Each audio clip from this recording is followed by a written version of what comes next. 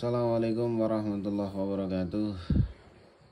Kepada teman-teman semuanya yang dirahmati oleh Allah, Allahumma sholli wa sallim ala sayyidina Muhammad wa ala ali sayyidina Muhammad.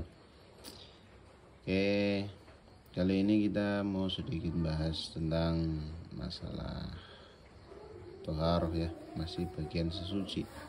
Kemarin kita menerangkan tentang fardunya wudu, kemudian caranya wudu. Alhamdulillah kemarin sudah.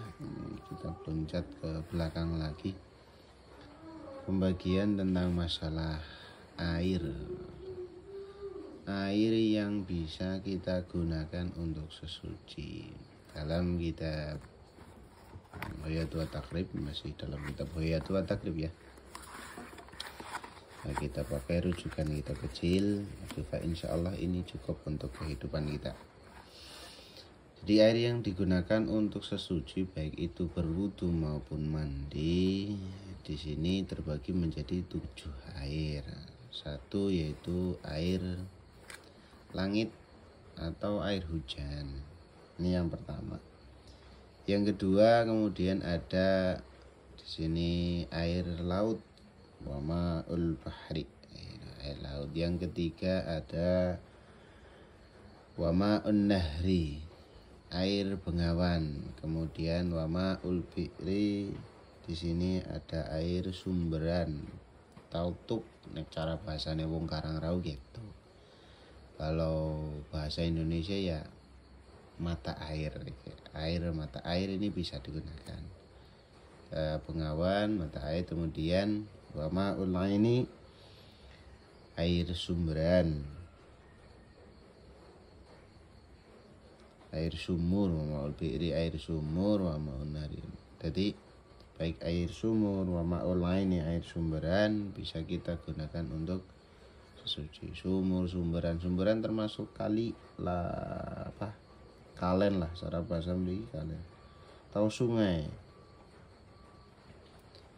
Kemudian ada wa ma'usalji, di sini ada wa ma'usalji, air salju.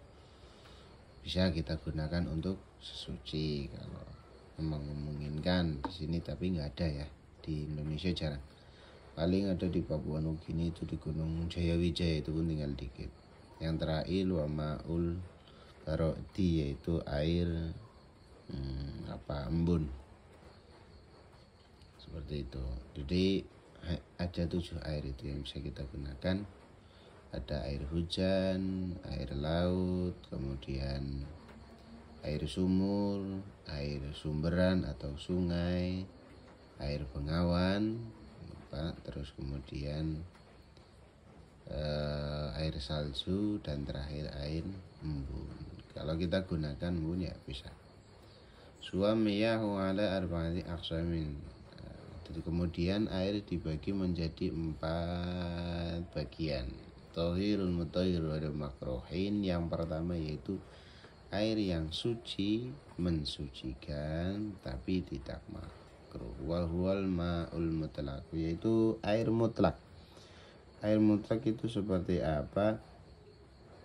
Air yang belum digunakan dan termasuk dari 7 golongan air tersebut. Kalau digunakan ini bukan air tohir mutahhir, beda lagi.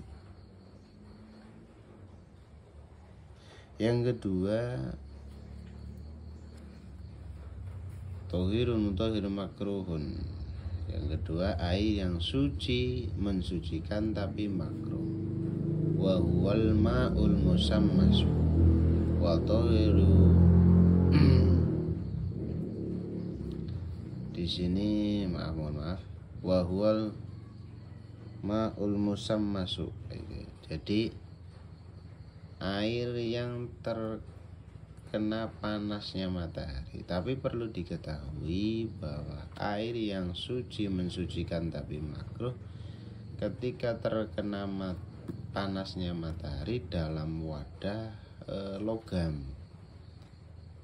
Perlu diketahui, misal kita pernah saya jelaskan kemarin, misal di toren tapi yang seng, ya itu makruh. Makruh bukan berarti menghilangkan. Kemudian wa tahiru ghairu mutahhir, air yang suci tapi tidak mensucikan. Wa huwal ma'ul musta'malu, yaitu air yang sudah digunakan. Ketika air sudah digunakan, air itu tetap suci. Dalam artian misal kita gunakan untuk berwudu, air itu suci, cuman tidak mensucikan. Dalam artian seperti ini. Misal kita habis wudu, karena mungkin sangat sulitnya air. Habis kita wudu itu airnya cara bahasanya wong Karangrau ya diadangi lah. Diadangi atau diwadahin apa sih apalah. Kemudian digunakan untuk minum, boleh nggak boleh? Tetap boleh. Tohir khairu, suci cuma tidak mensucikan. Kemudian air tohir mutahhir itu ya termasuk air kopi, air teh, Sprite, Fanta dan lain sebagainya, termasuk air kelapa. Itu semuanya airnya suci tapi tidak mensucikan. Dalam artian boleh dikonsumsi, cuma tidak boleh digunakan untuk sesuci, baik itu wudu maupun mandi. Itu seperti itu. Itu yang ketiga apa ya? Iya.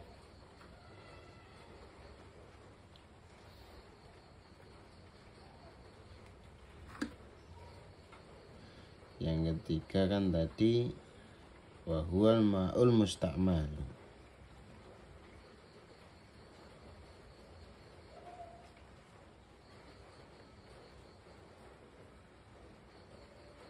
Kemudian di sini ada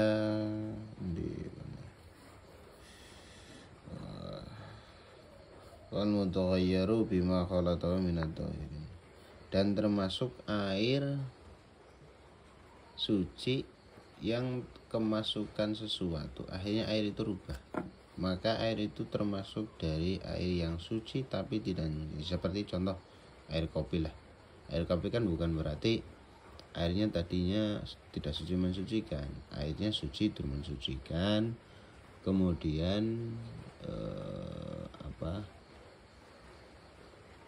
digunakan untuk bikin kopi, makanya airnya itu suci cuma tidak mensucikan. Jadi bimana mutaghayyirun bima khalatahu minan, masuk air yang terkena tepung dan lain sebagainya, itu juga sama. Kemudian seperti ini, pada teman-teman semuanya yang dengarkan. Jadi tadi saya ingat sesuatu. Nah, ketika kita bersuci menggunakan air air godogan atau air yang mendidih, bukan mendidih, air hangat karena dipanaskan, boleh apa enggak? Boleh.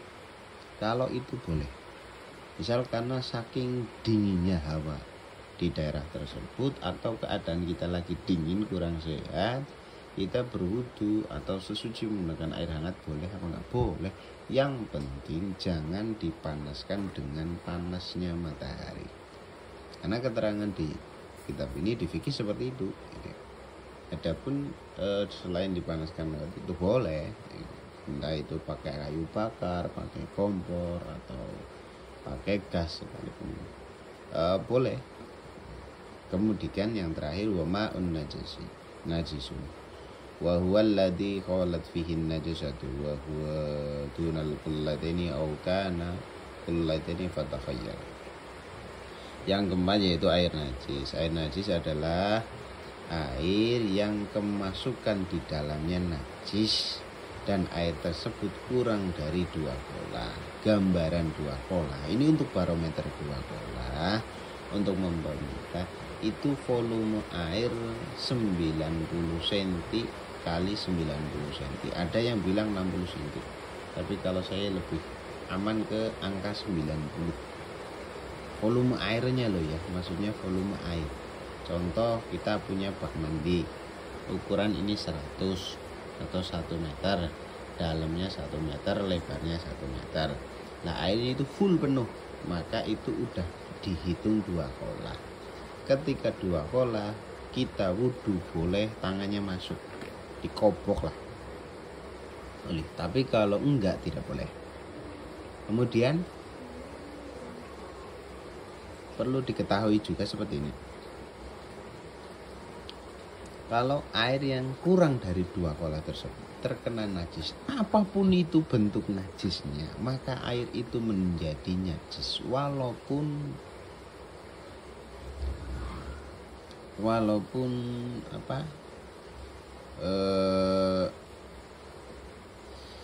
air itu tidak berubah, maka tetap najis.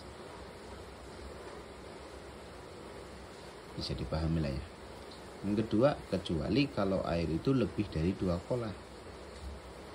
Kalau lebih dari 2 kolah terkena najis, katakanlah bangkai cicak, tapi air itu tidak berubah, baik warna, rasa maupun bau tidak berubah, maka air itu tetap bisa digunakan buat suci. Makanya di sini air najis itu keterangan yang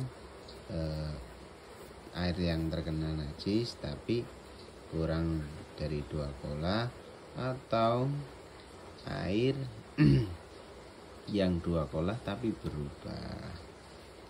Nah di sini diterangkan wakullataini omsumi'atin ritlin, ada 500 ritel. 500 itu bi adidatitak riban kelawan adat